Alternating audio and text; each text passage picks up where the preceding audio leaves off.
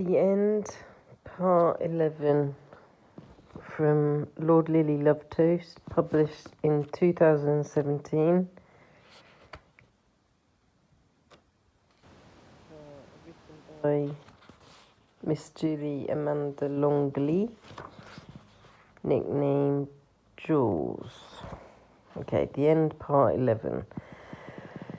The tower was called Dignitas, or Digitalis Belladonna.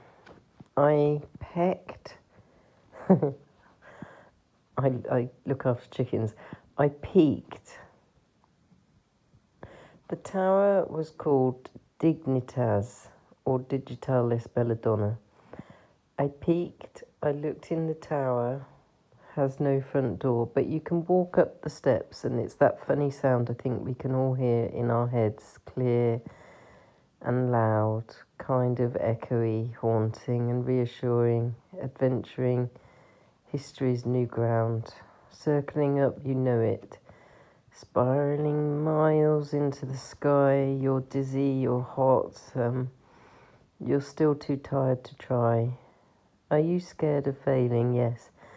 I just want success without trying. At least you said it. That's 10% admirable. Feeling proud in a queue that you're trusted to care. I've never felt so worthwhile, and that's real, I can tell you. I just want more. Yeah, okay, make a name for myself. Yeah, I knew Jules. Yeah, she was a bit mad, bit reclusive, but wow, an author. Oh, cool. Of what? Grim rapper tales of fall and woe. Yeah, she was depressed, alright, but always polite. I must just mention, I heard Princess Thunder in the Skies last night, and it stirred my creative soul alive. It was like I had given birth, and she was riding in the sky, full pelt, for all she was worth.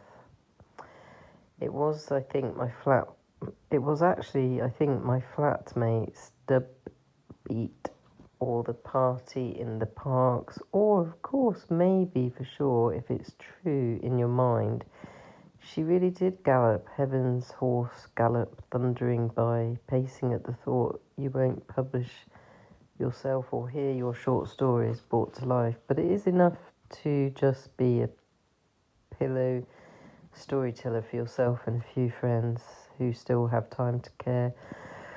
Or do you think these words might take you somewhere? Books is my major hardback fantasy. Always take a book to shelter and dive into favourite 5 fantasy. Now, I still want to give this fella of a book one last clout. It's up the tower I headed, but didn't get a fright.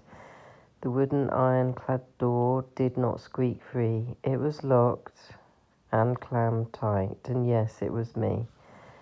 So back down the steps, a bit faster than up.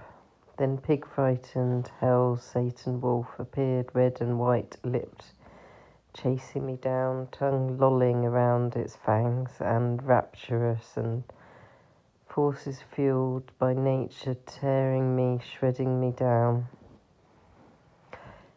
Feed me to the wolves. Okay, I'll go with that. It ate me up, it got my legs and first and devoured every stump. It liked my marshmallow bellow from a few too many trifles that Nanny doesn't make anymore because she dies. But don't mind that, darling. Just mind your head. And mind you don't turn into one of those snarling bozos. You know I would always love you, but I wish your life had been easier. But then mine was a bore. I had to find an apple cheesecake recipe time and time again. What a peaceful bore. Don't judge that, Jewel. I'm just trying to make my life make sense. The wolf is nearly eating my brain. So is the story. It's taking some strain, as is my life. But I think you've heard that before. Frustration, the plot, the thickener, the dentures, the impermanence, the Botox confusion of this palliative life. Care plan, I don't know, but freedom, insecurity, crazy TV, and be creative, find happiness in the life. The wishbone got stuck in the wolf's gut, and it stalled him, and he is not joking, he is me. But that was obvious, wasn't it? My psychiatry. Jesus, shrink. If I fell, I got to mend. I think I got to let go because packing boxes or packing bodies, I'm not sure like mend.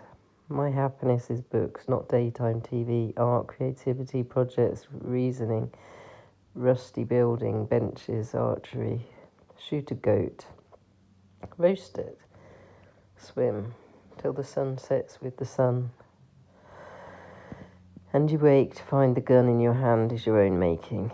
The story is unflappable as the dragon's wings. Heart turned to clay in the Sicilian heat where he baked, but he knows his story waits to beat those wings back to life and breathe fire again.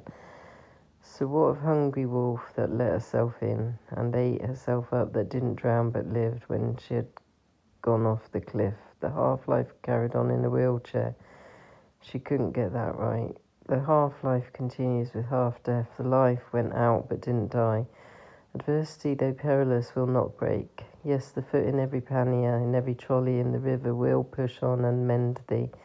The white water rapids will soothe your heart. Or maybe not, but you'll feel alive for a minute, and that will soon pass. Beginning again is the repetitive certainty, the remedy to start again. Holy, choking, smoking, joking, the wolf's gut got himself free. He licking my brain juices, even I'm liking that. The fever red tongue, its bright red lolloping about. He is happy, he could just do with a stout. My birthday tomorrow, let's make this a smash and grab. Give this 45 years on earth, must stir up some girth and get this tower wolf and Princess Thunder to somewhere safe. Devour me, pulp me, shred me, print me, break me, define me, dine me, split me, break me, dance me, take me.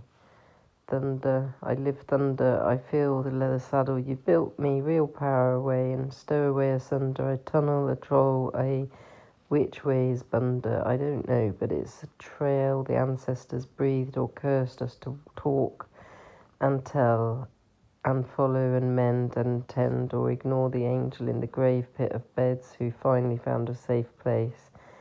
It's time to move. It's time to get up, dear, said Plot 23. It's time for tea, Frank, said Gravedigger's granny. In Plot 76, it's you got cancer and 9 days to live and no ice thoughts about killing anyone. They're all dead, maybe. That could trace my OCD therapist next to the queue for Plot 22.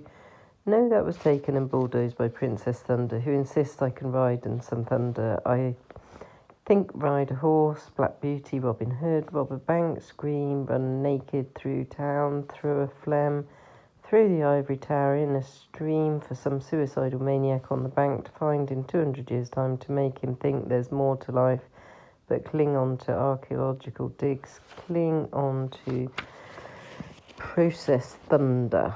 Hold on. Exude me in the queue, be as honest as you are in interview. He has got a point and got a punt.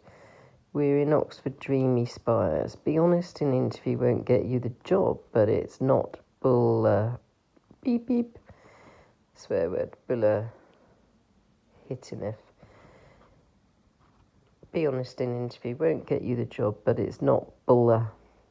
It's playing the game to win for Koz and Rufu.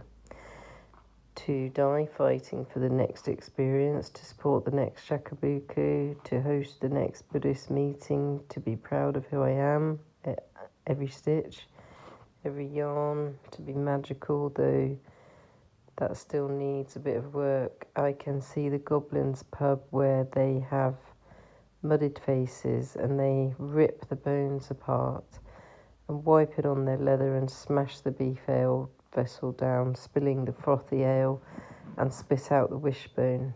It didn't kill the wolf. Nothing can kill him, not even me. It's me, and the goblins don't mind me sitting by the fire after my story kill, and I'll growl at who I like, even if I don't mean it. Bare my teeth, all white, run, howl at the moon, and spit out fairies for all I care. or no, that's where they live in the coat of my wolf fur, 'cause they are safe from stares, safe from cares, and can't be seen, be seen, be seen. I think my dream catcher's working. Hang on. The elf spiritual leader, Maid Mariana, has arrived in the Lady of Shalott-style dress and looks around. The goblins had stopped haggling and spurting about 5 seconds before she opened the door. Of course, the light, the effervescence, omnipresence, essence of unicorn pure light, not the lawsuits she was taking on to survive last night. The wind gave way, the trees rustled still, the wind blew down the chimney and sent the embers startling about the room to more merry delight, and the roars reappeared, and in she walked. The wolf has fallen asleep now, but she saw him through his grin. The prince is okay as a wolf and couldn't change. She beckoned him in. He carried on sleeping, head on his paw, and she sat quietly at the bar, just nuzzled in. She loved that wolf with all her heart, and she remained his closest guard, and she put a ring of protection on them all, but especially him, and drew a deep breath and left, and Wolfie still didn't wake up.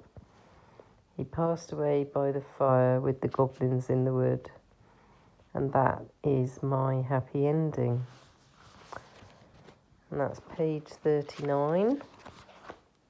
So the end.